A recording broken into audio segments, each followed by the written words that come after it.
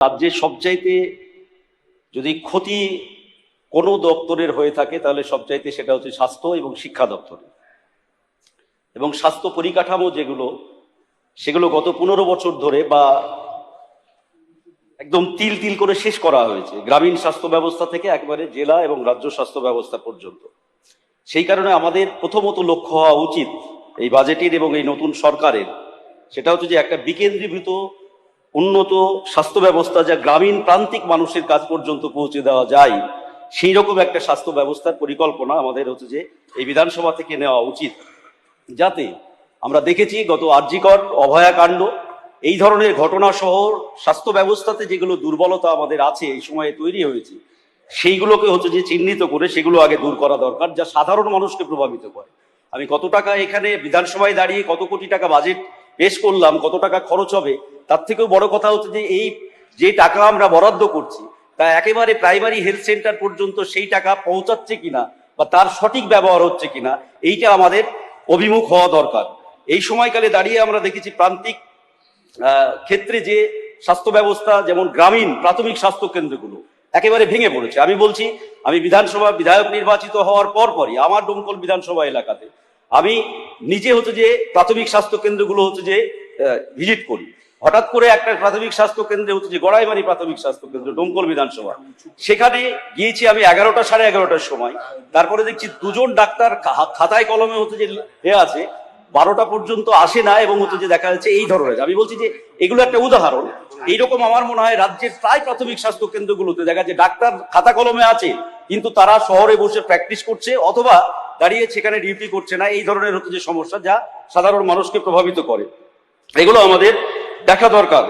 দীর্ঘদিন ধরে হচ্ছে যে এই যে স্বাস্থ্য ব্যবস্থা, আপনার ঘুঘুর ভাষা যেটাকে বলে গ্রামীণ ভাষা, দীর্ঘদিন ধরে একই এজেন্সি মারফত এই যে খাবার দাবার, আমরা রাজ্য সরকার এবারে অনেকটা বাড়িয়েছেন রোগীদের প্রতি বরাদ্দ, কিন্তু দেখা যাচ্ছে সেই খাবারের ক্ষেত্রে যারা যে সমস্ত এজেন্সিগুলো হচ্ছে যে ওখানে খাবার সাপ্লাই করে, সেই সমস্ত এজেন্সিগুলো দীর্ঘদিন ধরে হচ্ছে যে ওখানে একটা নেক্সাস তৈরি হয়েছে কিনা, এইটা আমাদের নজরদারিতে হচ্ছে যে আনা দরকার। একই রকম ভাবে গত সরকার, রাজ্য সরকার হচ্ছে যে বিভিন্ন কোম্পানিকে দেখবেন, গ্লোবাল কোম্পানি দ্বারা হচ্ছে যে আপনার রাজ্যের স্বাস্থ্য ব্যবস্থার সিকিউরিটি গুলোকে হচ্ছে যে নিয়ন্ত্রণ করা হয়। তাহলে সেই সিকিউরিটি ওই কোম্পানিগুলো যাদেরকে সাব ডিভিশন হাসপাতালে যে সমস্ত লোক নিয়োগ করা আছে, সেই লোকগুলো গত আগের বছরে দেখা যাচ্ছে কোনো এমএলএ খুব কাছের লোক অথবা কোনো মন্ত্রীর খুব হচ্ছে যে কাছের লোক তারা নিয়োগপ্রাপ্ত হয়েছে। পরবর্তী ক্ষেত্রে দেখা যাচ্ছে ওইখানে ওয়ার্ড গার্ল, ওয়ার্ড বয় সহ সিকিউরিটির লোক, যাদের কোনো ধরনের মান যোগ্যতা যাচাই করার কোনো ধরনের কোনো কমিটি নেই, এই ধরনের লোকদেরকে সিকিউরিটিতে হচ্ছে যে ঢোকানো হয়েছে। এই উদাহরণ হচ্ছে যে বিভিন্ন জায়গাতে আমাদের রাজ্যের, এটা হচ্ছে যে অভিজ্ঞতা, এটা আমাদের দেখা দরকার।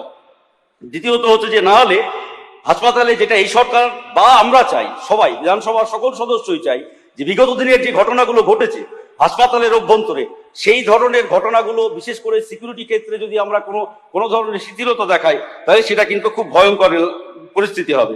আমার বিধানসভা এলাকায় মাননীয় স্পিকার একটা সাব ডিভিশন হাসপাতাল আছে, কিন্তু সেই হাসপাতালে দেখা যাচ্ছে আরো একটা সমস্যা, যেটা সাধারণভাবে আমাদের মাননীয় স্বাস্থ্যমন্ত্রী এই বিষয়টাকে অ্যাড্রেস করেছেন, কিন্তু মিডিয়াতে, আমি বলছি যে এটা শুধু মিডিয়াতে বা হচ্ছে যে বাইরে বক্তৃতাতে আমরা জনপ্রিয়তা অর্জন করার জন্য বললে হবে না। আমাদের মাননীয় ডাক্তারবাবু, সবাই না কিন্তু একটা অংশের ডাক্তারবাবুরা কি সঠিক পরিষেবা হাসপাতালে সরকারি চাকরি করছে, অথচ গিয়ে হাসপাতাল তা তাদের কাছে প্রায়োরিটি হচ্ছে না। এরকম উদাহরণ আছে, আপনি আমি নিজে আমার হাসপাতালে, সাব ডিভিশন হাসপাতালে আমার চোখের একটা সমস্যা হয়েছে। আমি সাব ডিভিশন হাসপাতালে গিয়ে সেই চোখের ডিপার্টমেন্টে গিয়ে দেখছি বেলা 12:30 পর্যন্ত সেই চোখের ডাক্তার, যিনি প্রধান দায়িত্বে হেড, তিনি হতে যে বাইরে চেম্বারে প্র্যাকটিস করছেন। আমি ডাক্তারবাবুদের অসম্মান করতে চাই না, কারণ আমাদের এখানে অনেক রাজ্যে প্রতিযোগিতা ডাক্তারবাবুরা আছে যারা এখনো পরিষেবা দিচ্ছেন মানুষকে, কিন্তু এই ধরনের একটা চক্র যেটা প্রত্যেকটা হাসপাতালে সমস্যা তৈরি করে, সঠিক সময়ে যেখানে 11টা থেকে বা হতো যে 9টা থেকে, সকাল 9টা বা 10টা থেকে হচ্ছে যে আউটডোর করা দরকার, 12টা বেজে যাচ্ছে, 1টা বেজে যাচ্ছে, আউটডোরে না গিয়ে প্রাইভেট প্র্যাকটিস করছে। এই বিষয়গুলো হচ্ছে যে আমাদের গুরুত্ব দিয়ে হচ্ছে যে দেখা দরকার। একই রকম ভাবে স্বাস্থ্য ব্যবস্থার মূল যে বিষয়টা হচ্ছে যে স্বাস্থ্য সচেতনতা, সেই ক্ষেত্রে আমাদের আশা কর্মীরা আছে।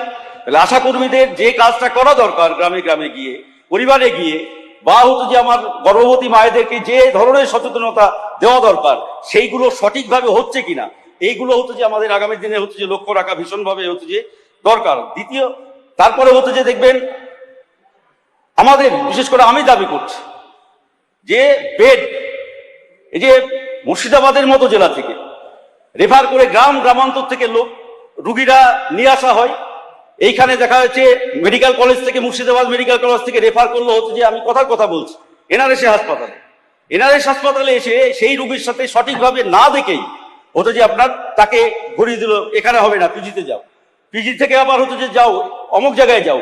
এইরকম ভাবে একটা হয়রানি রাজ্যের হাসপাতালগুলোতে হচ্ছে যে করা হয়।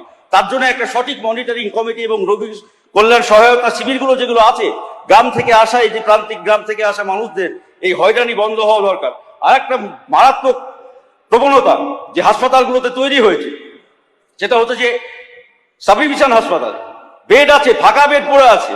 আমি হচ্ছে যে দমকলেই আমরা সেদিন সিএমওএস সাহেবকে নিয়ে একটা 20 সদস্যের টিম সহ আমি থেকে ভিজিট করছি, সমস্ত ডিপার্টমেন্টকে হচ্ছে যে সিএমওএস সাহেব একের পর এক জিজ্ঞাসা করছে।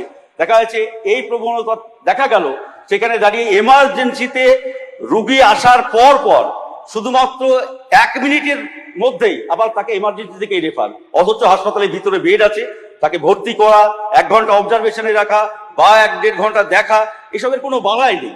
এই ধরনের হচ্ছে যে প্রবণতাগুলো যেগুলো আমাদের দেখা দরকার, তবেই আমরা সার্বিকভাবে যে কথা এই বইয়ে লেখা আছে সেই কথা আমরা বাস্তবায়িত করতে পারবো। আমাদের যে উদ্দেশ্য, তার সাথে সাথে আয়ুর্বেদিক, হোমিওপ্যাথি চিকিৎসা, এগুলোকেও হচ্ছে যে আমাদের ভীষণভাবে গুরুত্ব দেওয়া দরকার। আমাদের ভারতবর্ষের আয়ুর্বেদিক চিকিৎসা, সেগুলো আয়ুর্বেদিক সেন্টার যেগুলো আছে সেগুলো ধুঁকছে বিভিন্ন ভাবে হচ্ছে যে পরিকাঠামোগত ভাবে, এবং হচ্ছে যে সেই দিকে নজর না দেওয়ার কারণে